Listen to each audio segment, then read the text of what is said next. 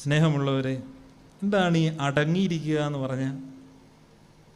നമ്മുടെ ഇന്നത്തെ ഒരു കാലഘട്ടത്തിൻ്റെയൊക്കെ പ്രത്യേകത നമുക്കൊക്കെ അറിയാം. ചിലരൊക്കെ പറയുന്നത് പണ്ട് കാലത്ത് ഈ ദൂരദർശൻ മാത്രം ഉള്ളപ്പോൾ നമുക്കിത്രയും പ്രയാസമില്ലായിരുന്നു. ആരെങ്കിലും സന്ധ്യയ്ക്ക് 6 മണിക്ക് ഇങ്ങോട്ട് വന്ന് ഒരു അരമണിക്കൂർ വാർത്ത വായിച്ചേച്ച് പോകുന്ന പരിപാടിയായിരുന്നു. ഇന്ന് മുഴത്തിന് 10 വാർത്താ ചാനലുകളിൽ 24 മണിക്കൂറും ഫ്ലാഷ് ന്യൂസും ബിഗ് ന്യൂസുമായിട്ട് ഇങ്ങനെ കാര്യങ്ങൾ അവതരിപ്പിച്ച് ചോര ചിന്തുന്ന വാർത്ത കണ്ട് നമ്മളിങ്ങനെ തല പെരുത്ത് നിൽക്കുന്നൊരു സമയമാണ്. കഴിഞ്ഞ ജനുവരി 30 പ്രത്യേകതയുണ്ട്, നിങ്ങൾ അറിഞ്ഞു കാണും. കേരളത്തിലെ വാർത്താ മാധ്യമ രംഗത്തെ ഒരു വലിയ പ്രത്യേകതയായിട്ടാണ് പറയുന്നത്. കാരണം നേരം വെളുത്തപ്പം തൊട്ട് രാത്രി 11:30 വരെയും അഹിതങ്ങളായ കൊലപാതകങ്ങളെക്കുറിച്ചും അപകടങ്ങളെക്കുറിച്ചും മാത്രം തോരാതെ വാർത്ത വന്നൊരു ദിവസമാണ്. ഒരു 2 വയസ്സുള്ള കുഞ്ഞ് കിണറിൻ്റെ ആഴത്തിലേക്ക് പോയ വാർത്ത മുതൽ അപകടങ്ങളുടെ വാർത്ത വരെ ഒരു റെക്കോർഡ് ദിവസമാണ്. വല്ലാത്തൊരു കാലത്തിൽ കൂടെ നമ്മൾ കടന്നു പോകുന്നു.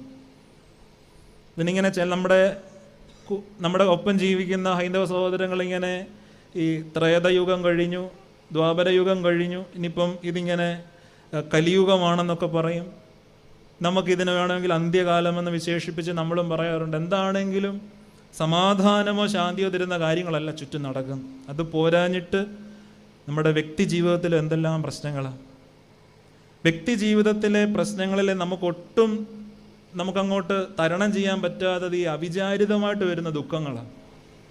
അപ്രതീക്ഷിതമായിട്ട് ദുഃഖങ്ങൾ വന്നാൽ അതിനെ നേരിടാൻ നമ്മളിന്നും പഠിച്ചിട്ടില്ല.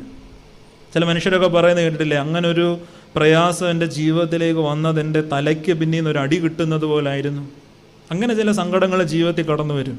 അപ്രതീക്ഷിതമായിട്ട് ഓർക്കാപ്പുറത്ത് ജീവിതത്തിൽ സങ്കടം കടന്നു വരും, രോഗം കടന്നു വരും. നമ്മളെങ്ങനെയാണ് ഇതിനെ അതിജീവിക്കാൻ പോകുന്നത്? നമ്മൾ എന്തൊക്കെയാണ് അന്നേരം ചെയ്യുന്നത്? നിങ്ങളുടെ ഒരാൾ പൊക്കമുള്ള ഒരു മെഴുകുതിരി കത്തിച്ച് നിങ്ങൾക്ക് പരുമലയിലോ ഏതെങ്കിലും ഒരു പള്ളിയുടെ ചുറ്റുമോ നിങ്ങൾക്ക് നടക്കാം. നിങ്ങൾക്ക് മുത്തുകുട പിടിച്ചുകൊണ്ട് വലം വെച്ച് നടക്കാം. നിങ്ങൾക്ക് കൊടിയേറുമ്പം വെറ്റ എറിയാം. നിങ്ങൾക്ക് വേളാങ്കണ്ണി പോയി തലമുട്ടയടിച്ച് ചന്ദനം തൂക്കാം.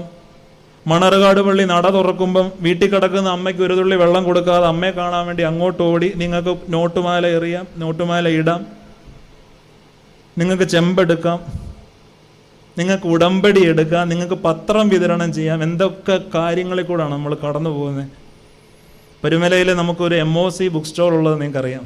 സെമിനാരി പോകുന്നതിന് മുമ്പൊരു 8 മാസത്തോളം ഞാൻ ആ ബുക്ക് സ്റ്റോൾ ഉണ്ടായിരുന്നു.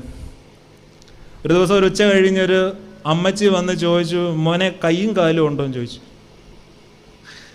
കൈയും കാലും